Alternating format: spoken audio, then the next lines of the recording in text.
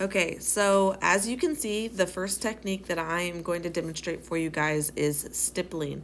Remember, I will be going through 3 different techniques, stippling, scumbling, and cross-hatching. So you do not have to watch the stippling if you are already decided that you're going to do one of the other 2. You can fast forward on in this video to the technique that you want to work on, that you're going to apply to your portrait. So with all 3 of these techniques, though, remember we're finding the shadows. We're looking for the changes from lights to darks. And we're using that printed picture behind our acetate just as a cheat sheet. It's there to help us decipher darks and lights. You can see that I've already outlined all of my main lines in my portrait. And remember that the lines are also telling us where lights and darks are happening, because every line that you've drawn is a clue that there is a change in value right there. You don't perceive lines unless there is a change in value. So all of the lines should be a shadow on one side or the other anyway, but also we have the picture underneath to help us decipher those shadows and highlights as well. So with stippling, it's all about layers.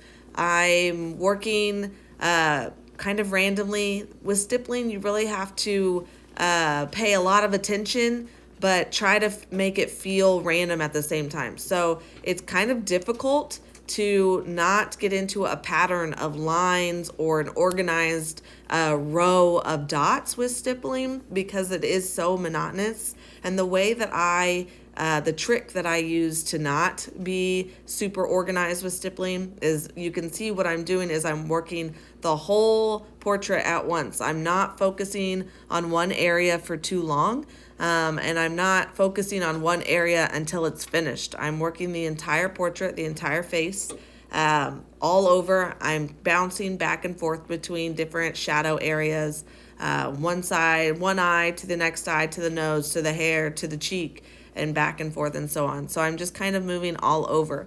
The other thing that I do to combat organization in my stippling is that I don't really pay attention to the lines that I've drawn.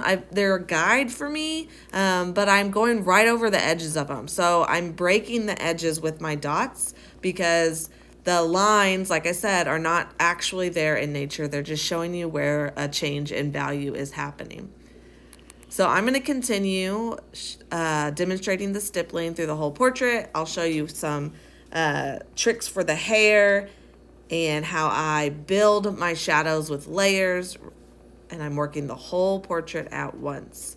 Again, if stippling is not the choice you're going to make, fast forward until you get to scumbling or cross-hatching, and you can look at those technique demonstrations.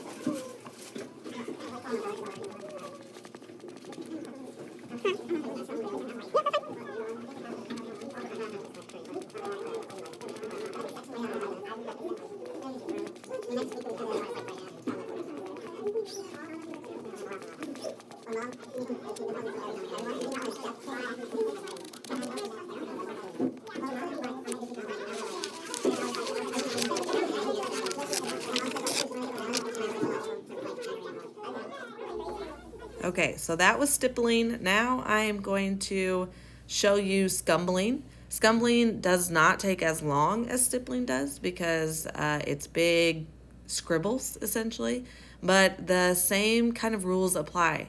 Notice I'm working all over my face. I am not getting too dark too fast. Even though I know these are shadow areas, I'm gonna build up the shadow with layers. And right now I'm just going all over the face and putting just some light shadow tones in. And then I'm gonna get a little tighter in some of those darker shadows and work those shadows up a little bit to make them darker with more contrast. I'm paying attention to my lines in the sense that they are a guide, but again, the same with stippling. I'm going right over the edges. I'm not holding to those lines as if I need to stay, within them. I'm breaking the edges of them to make them feel more natural.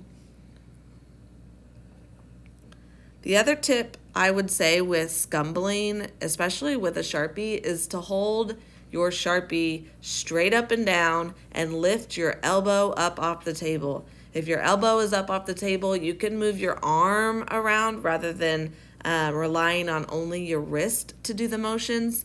And if your arm is moving, then when you use your wrist, you can tighten. That is when you tighten up the scribbles to make a more darker area. And that's when I involve my wrist into the motion rather than just using my whole arm. The other thing with all of these shading techniques is that is different than what we do with our pencil on our portraits is you do not have to apply the value everywhere. If you have a really bright highlight, leave it alone. Don't touch it. You don't have to add the shading technique on a space that is super, super light.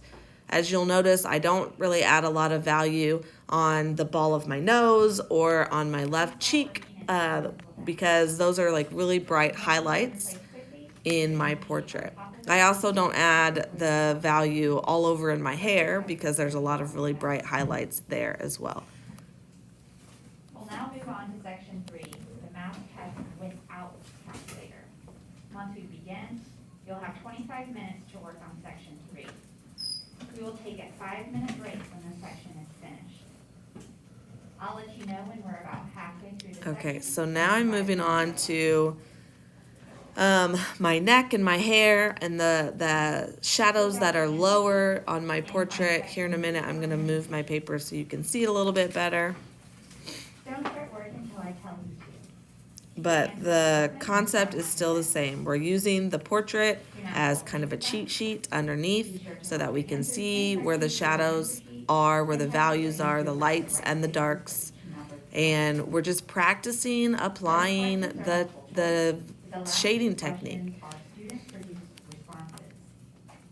Directions for entering your answers to these questions. Once I get to applying the value in my hair with this scumbling technique, you'll notice that I do a lot of directional lines with my scribbles. So they're still scribbles, but I elongate them and I make them flow in the direction of my hair. And that's done on purpose because I want them to look more linear because my hair is linear and the shadows are going to be built anyway. So I add the scumbling and then I make sure that I'm following the form or the direction of my hair in that area.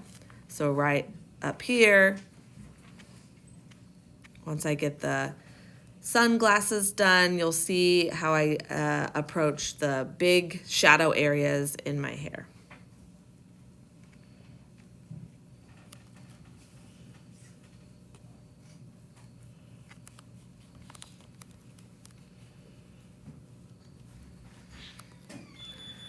So I'm still scribbling, but I'm doing it in a longer linear fashion in the direction of the hair, in the form of those hair lines. And I'm really only applying it in the deepest, darkest shadows of my hair because my hair is so light. Some of you guys have darker hair and you're gonna need to add a lot more of the shading technique in your hair if overall your hair is darker than your face.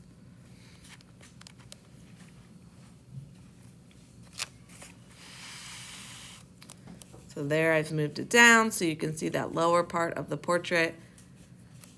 The areas that are going to be the darkest on your face, on your portrait, are going to be under your chin, where your neck is, and one or both of your eye sockets are going to be the darkest.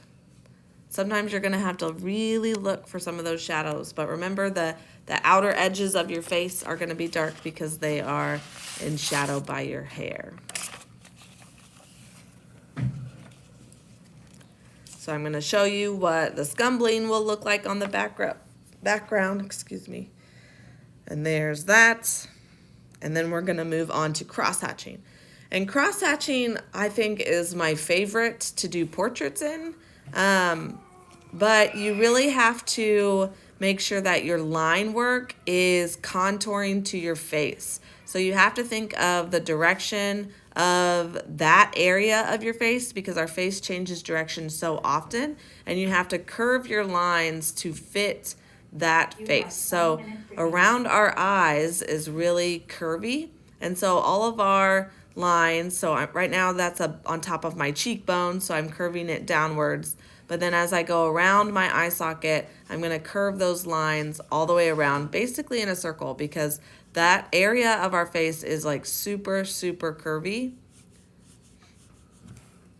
And it goes around where our eye is. Our eye is the deepest part of our face. And so it makes sense that all the lines should follow that curve all the way around. And then I'm doing small little line marks. Remember with cross-hatching, it's just the definition of cross-hatching is just two different directions of lines. So that doesn't mean that they have to be vertical and horizontal. These are two different curved sections of lines. Let's see, I'm showing you what it kind of looks like without the portrait. And the best cross-hatching really pays attention to the direction of the form underneath it. So I'm going to add a lot of layers to my eyebrows. In my eye, I'm going to make circular marks because, again, it's a sphere. It's a circle shape, so I want to make sure that my lines are curving to the form underneath them. So here is the shadows on the side of my face, and I'm just doing really long curved marks. And then I'm going to do the short marks going the opposite direction, essentially, just to add more value, just to add shadows. And the other thing with cross-hatching that a lot of people kind of make a mistake on is that not every line you draw has to have an opposite line attached to it. It is more random than that.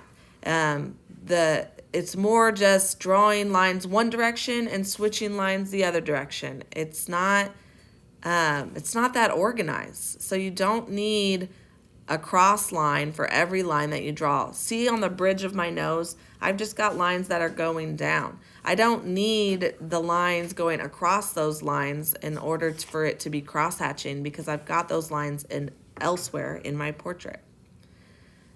And remember that every line you draw is telling us that there's a shadow on one side or the other. So even though the shadows might be really light, I know that they're there, so I'm adding a little bit of shadow information with my cross-hatching.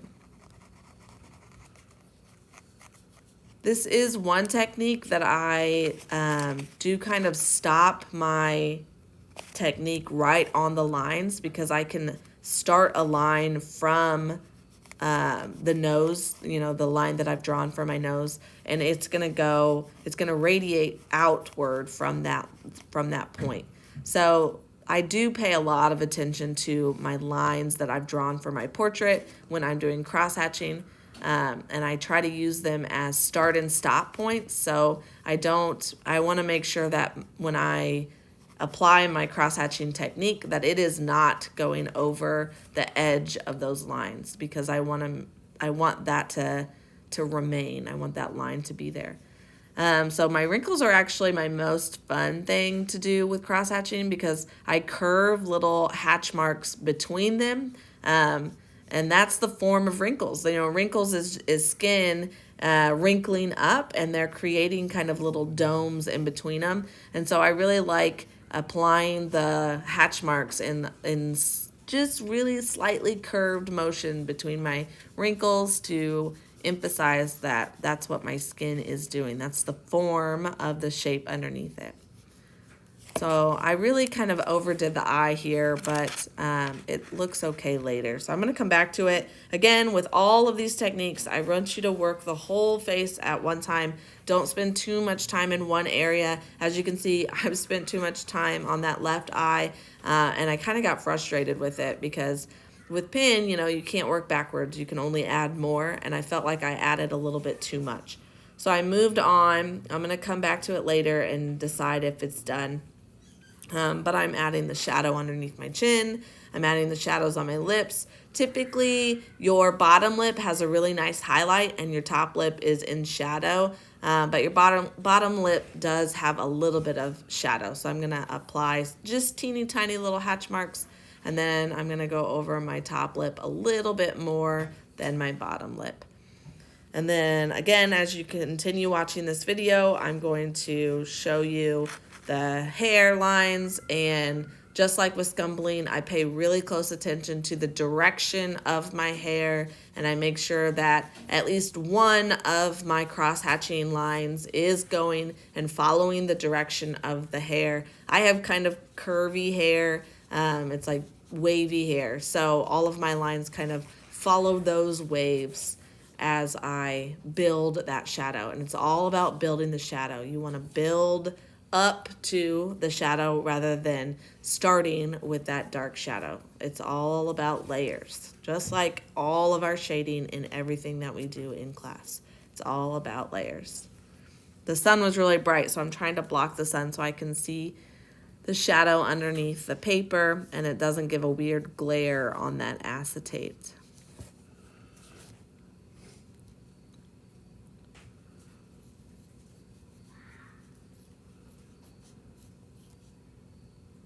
And again, I emphasize that you do not need to, draw everywhere on the portraits. This is unlike what we're doing with our blended technique with our pencils in class, where we do apply a value over everything. You don't have to do it with pen, because pen is a darker value in general anyway. So we want to leave some of those really nice bright highlights alone so that we can have really good contrast in our finished piece. And that contrast comes between the brightest of the highlights and the darkest of the shadows.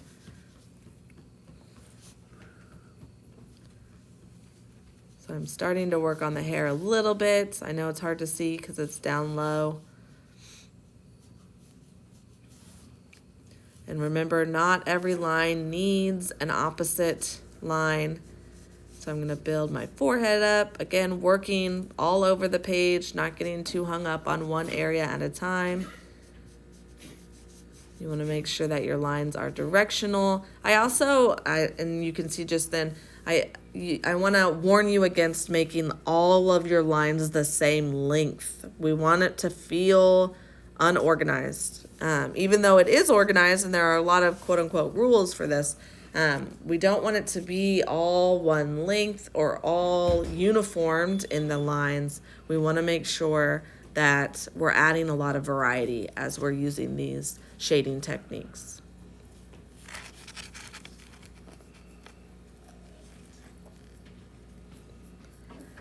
And now I'm back into the hair, drawing those lines in the direction of the hair, and then I am applying some more value into these darker areas. So I am doing the cross hatch lines of the cross hatching technique. So I'm going to draw the directional lines, and then I'm going to go in and put a couple lines going the opposite direction across where the dark shadows are. And that's not everywhere, just a few spaces, but it is what builds that contrast.